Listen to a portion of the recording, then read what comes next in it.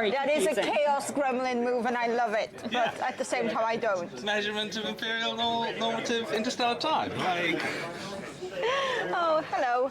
Hello. Thank you so much for sitting down with us. Can you give our audience just a quick introduction of who you both are? Yeah.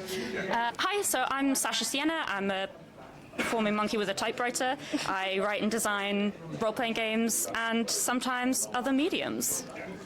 I'm Johnny Sims. I write and design board games with MacGuffin Company and do various other writings and podcasts, books, that sort of thing. That's awesome. You have a new work coming out called Upriver Downriver. Do you want to tell us a little bit about that? So Upriver Downriver is our newest book that recently came out. So you can actually get it now. Oh, wonderful.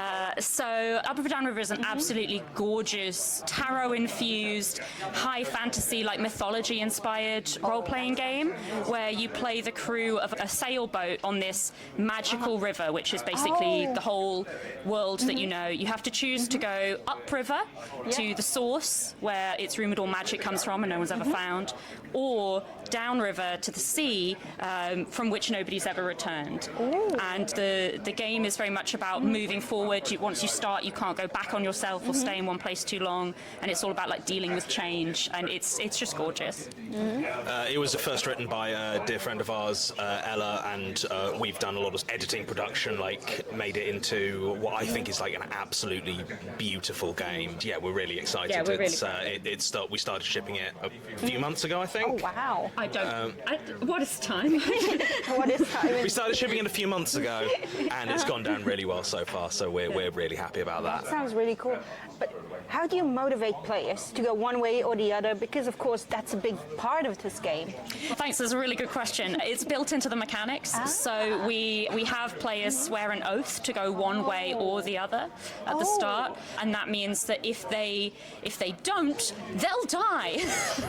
Basically, it binds you to your ship and binds you to moving forward. Oh, wow. So I guess we've really just taken the choice away from them. Well, you give them the choice at the beginning. In some of our other ones, we're big fans of making it so that the characters are very closely integrated into the world in ways that, like, mean that they are pushed to take action by just their circumstances. In Zero Void, for instance, one of our zines, you are a bunch of criminals, you are already on the run, and now you need to try and get away with it. And in most of our micro settings for Odd Jobs, which is a collection of sort of system neutral mini campaigns, there is always a section of like who you are in the world, so you are always building characters that are integrated into the little adventures, integrated into the campaigns from the start, and often in ways that you don't have the option to simply like walk away from. I see.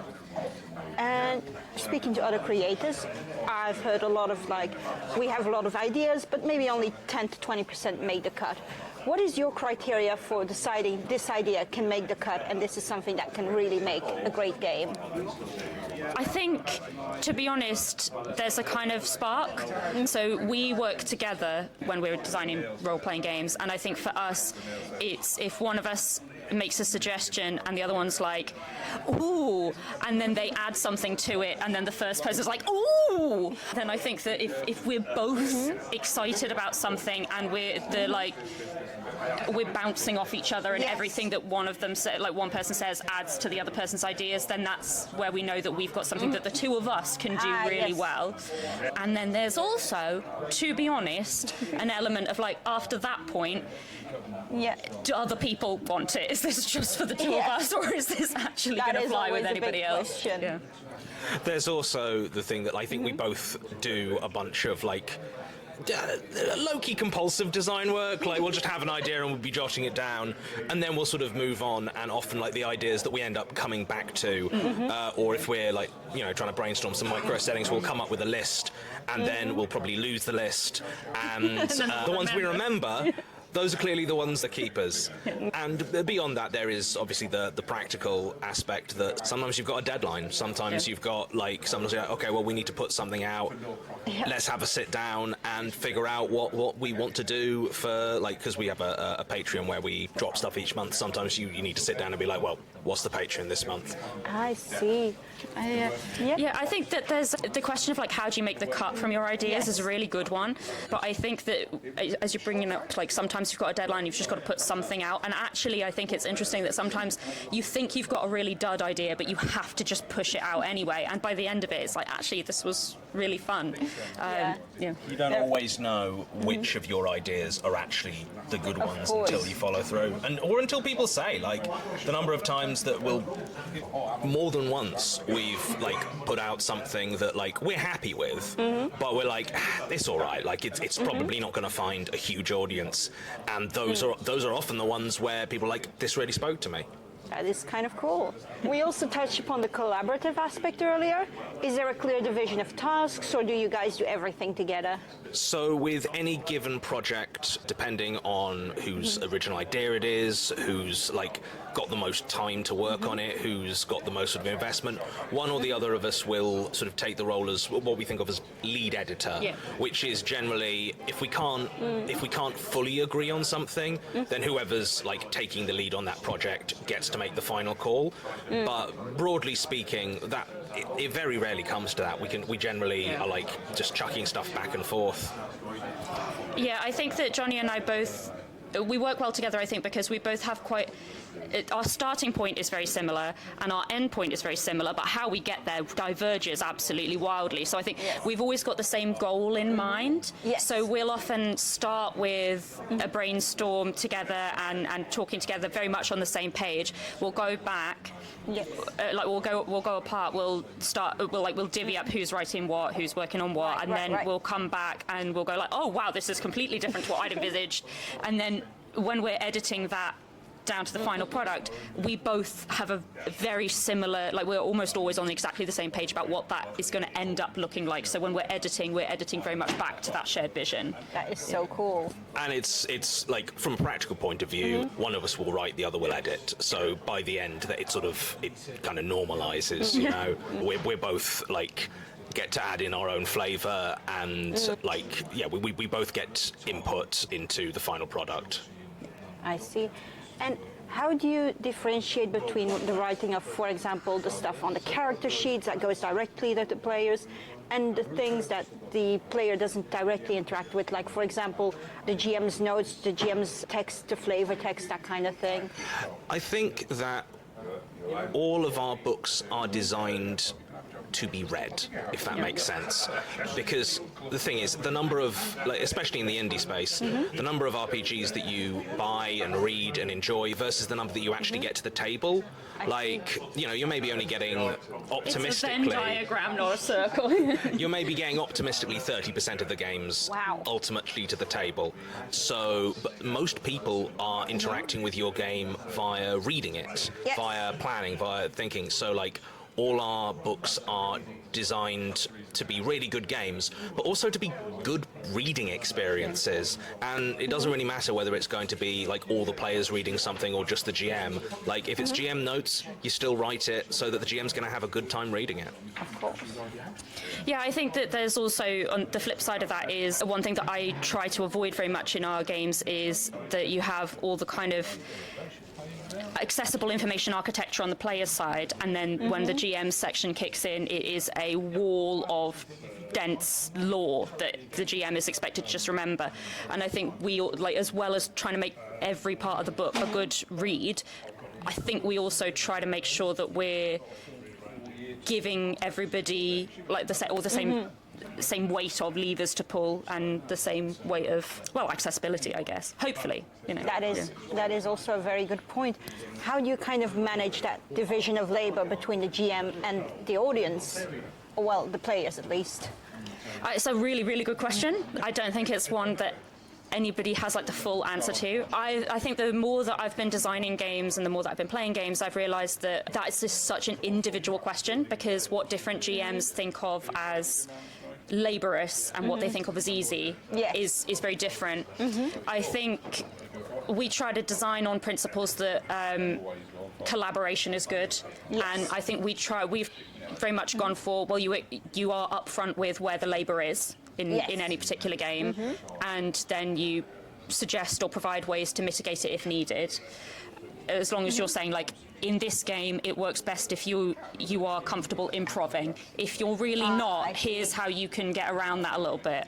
I think we tend to design more collaborative games than like very pre-planned mechanics-heavy games anyway, would you say?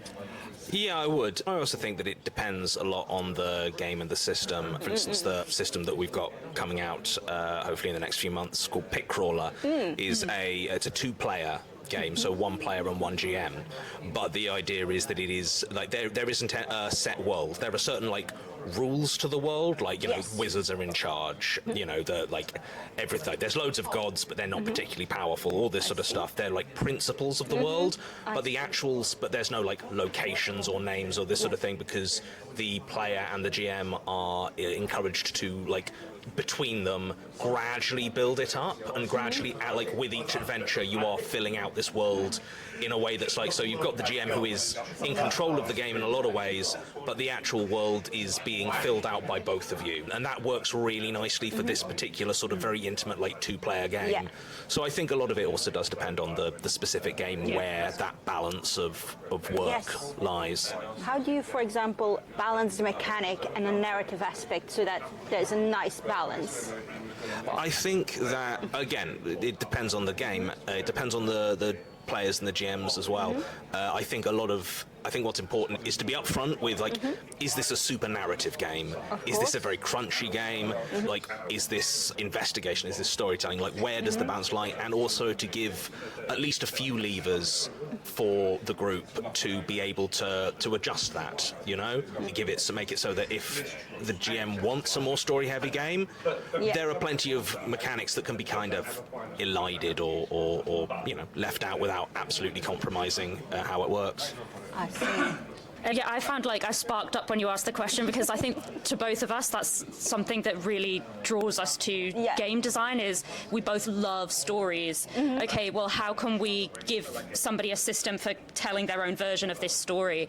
I think for me it comes down to principles again. You kind of you want to be upfront with the players about the purpose of each mechanic and what it's intended to do, so they know what to do with it. Also, for me, I love to play with genre, and I love to like set a very particular tone, and I think being very specific with what the game is, what the tone is, who you are, what the world is, as well as saying, and here's how the mechanics interact with that, I hope means that people can lean on the story using the mechanics, rather than getting too caught up in one or the other, if that makes sense. Yes, it does. And we've talked a lot about this, and also genre has come up, but how would you compare game writing to other writing outside of games? Well, I think we both work a lot in audio fiction. We both write scripts, and then obviously like other people will direct and perform in them and sound design them. And one thing that I really love about both mediums is that they're so collaborative. Yes. I really, really love the magic of art that is more than the sum of its parts. Yes. The one thing that I think I get from writing games that I don't get from any other medium, as much as I love writing other mediums as well, is that I am a very indecisive person, and I love that in a game, when I'm writing an adventure for an RPG, I can leave questions open and I can allow for lots of different possibilities. I love thinking about where the different strands are and what can be still in play. So for me, like, every different medium is a different challenge, and I love working in different mediums. I love like the difference between like an audio drama or a novel or a game, or you know, like anytime someone's like, oh, do you want to try something new? Do you want to do like, I don't know, a comic book? Because I'm like, yes, absolutely. I've not done it before. I want to see what the levers are, what there is in this medium that you can really use to draw stuff out. But I think that coming from games design, and it's actually been really good, because when you're writing, I think there's often an assumption that you actually have more control than you actually do over how what you are creating is consumed. The ultimate version of this is like a book, a novel, like, 'cause you're like, well, I am writing all the words, therefore I have control over what is being read. And that's just not true. You know, like, people will read many people will read the same words and get completely different things out of it. But coming from games, from the first principles, you know that whatever you write, 60% of it is actually going to be used, and that 60% is probably going to be used in ways that you absolutely did not predict. So it really kind of trains you to, like, kind of let go a bit of your vision of what something's going to be. Precious. You can't be precious about it. Exactly, and so, like, then when you go into something like audio drama, where like everything is going to be going through editors and sound designers and actors and all this sort of stuff, it really helps you sort of sit back and like enjoy what other people make of and take out of your work, rather than feeling like, no, they're doing it wrong. What kind of tools do you use for your games, and do they kind of overlap with the tools that you would use for writing a script? Do you mean like artistically? I mean, like, do you use pen and paper? Do you go straight to writing? Oh, because that was a really big question. If you mean like it kind of is. I'm approaches to the story. Yes. I was like, I hope you're not going anywhere in the next 3 hours. I think when we're making notes, we generally will kind of be sat on a sofa with a notepad or possibly an open Google Doc, and it's all very free form, and then it gets sort of more formalized later. And I don't know about you, but when I'm writing alone, usually there's the pen and paper brainstorming bit, and then there's the formalized, like, I've got my script software open or what have you. And whereas when we're collaborating, it's like all one first and then move to the next. And with me, I'm just like back and forth and back and forth. I think to one degree or another, like, we both generally go sort of pen and paper to word processor to whatever the final format needs to be. So for a game, like, we're both jotting down notes, and then when it comes to writing, we'll probably both be writing in a Google Doc or some other sort of shared, just getting the text down. And then with games, like, it'll go to, I tend to lay out in design at the moment. And as opposed to, like, with a script, it'll be sort of, you know, pen and paper notes, and then again probably to a word processor to, like, make the actual structure. And then I think we usually use Write a Duet for scripts and this sort of thing. So, like, most different forms of media have a specific program or a specific sort of set of tools that you need to produce the ultimate product to like a professional standard. So, but between that, it's generally we're both quite pen and paper note heavy. We're not, which is not always good when you can't keep track of notes. We've got a lot of notebooks. 50 notebooks, and you pick up one, and you're like, is this the one for this project? I don't remember. I know that feeling. Ouch. And then generally the second stage of, like, planning or writing is, I find the less formatting is involved there, and, like, the more it's just like almost just a text document, the better, because that gives you a lot of flexibility for when you are taking it into the sort of the final stage. I see. Is there anything that you guys have played in the last 3 months that you're really, really excited about? I just played a playtest of The Hollows from Roanoke and Deckard, which is the playtest document's out right now, and I believe it's coming to one of the crowdfunding websites, but it's coming to there reasonably soon. And oh my goodness, I just had a massive smile on my face the whole time. It was so much fun. It's like playing Bloodborne, but I'm not quite as just horrible at it.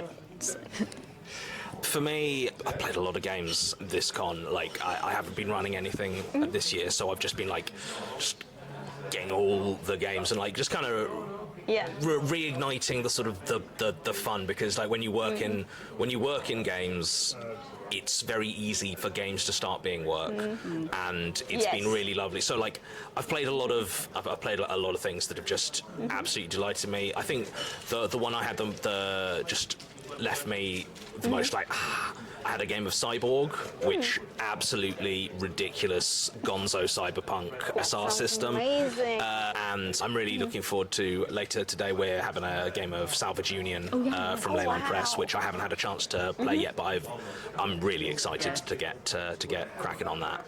That's amazing. So, where can people find you? MacGuffin Company.com. Or is it .co.uk? It's .com. It's .com. MacGuffinandCompany.com. And our Patreon is patreon.com/MacGuffin and Company. It's actually MacGuffin & Co. We really messed God. up on the company name. Oh, no. It can be spelled like 6 different ways. Just Google MacGuffin, MacGuffin and Company, or ampersand CO. Like we're like just We're around. We're around. Thank you so much for sitting down with us. Well, thank you. For having us. Thank you.